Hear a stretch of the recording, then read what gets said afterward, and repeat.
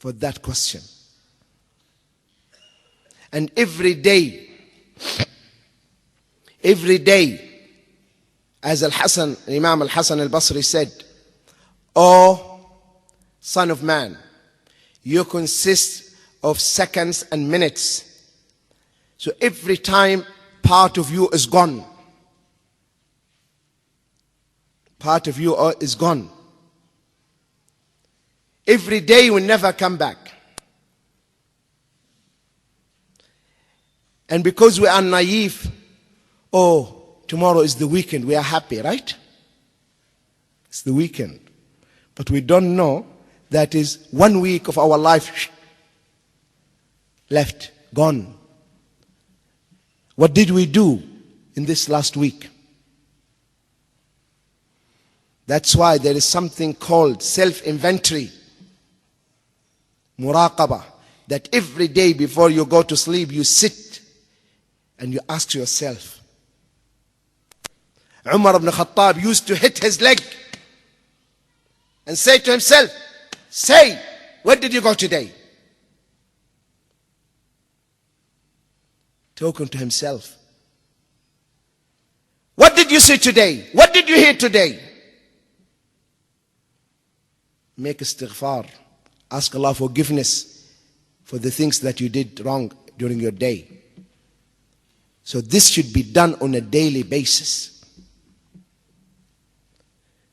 So you check yourself, because a day will come and your qiyamah, the moment you die.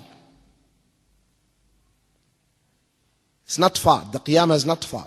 Your qiyamah begins the moment you die.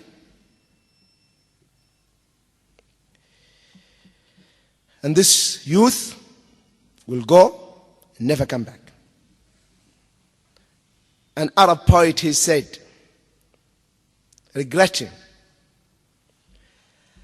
ألا ليت الشباب يعود يوما سأخبره بما فعل المشيب. I wish that youth can come back only for 1 day. I wish that I can become young only for 1 day, so that I can inform him, the youth, what happened to me because of age. Because of age. Soon, there's a wise man, they asked him, how are you, uncle? He said, my son,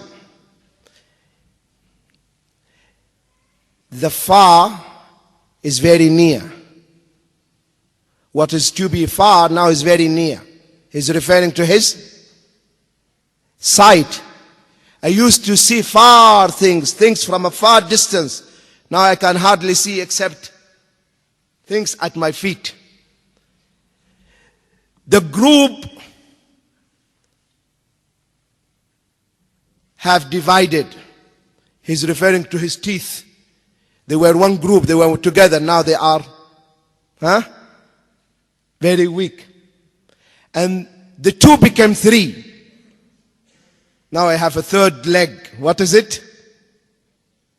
The stick. They became three. They used only two. Young. Now I have a third one. Use it.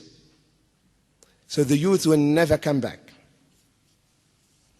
There's a famous saying, bright youth passes swiftly as a thought. Very true. Bright youth passes swiftly as a thought.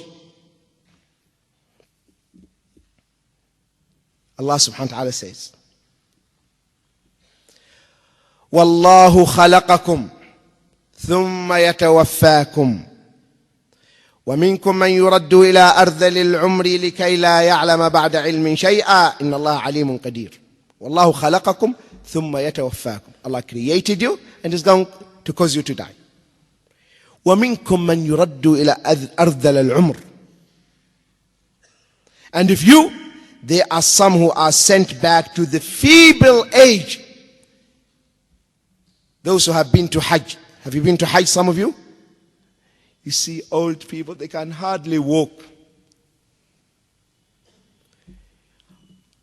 hardly walk. Now you are coming to perform Hajj.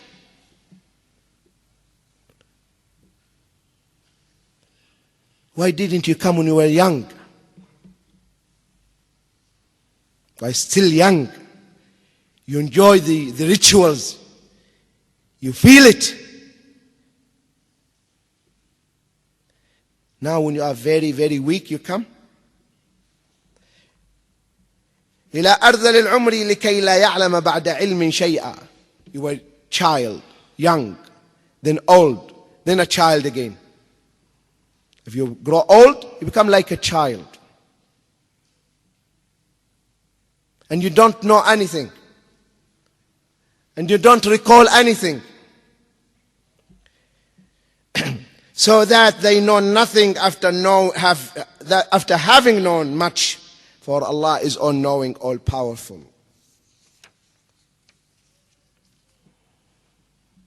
Allah says, لقد خلقنا الإنسان في أحسن تقويم. لقد خلقنا الإنسان في أحسن تقويم ثم رددناه أسفل سافلين. We have indeed created man in the best of molds. In the best of molds, then do we abase him to be the lowest of the low. Then back. You are young, youthful, full of youthfulness, vigor, and then you become very old, very feeble, etc. Having said this, brothers and sisters, the youth are indeed the real asset of the ummah. So we should know how to use this asset and how to invest it. The youth, mashallah, they are the real asset of the ummah. And after Allah subhanahu wa ta'ala, we hope by the grace of Allah, either this generation or the second generation, insha'Allah, upon their hands will see that the glory of Islam is regained.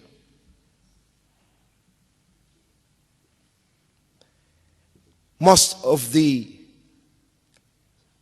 Sahabas around the Prophet ﷺ, they were very young. Very young.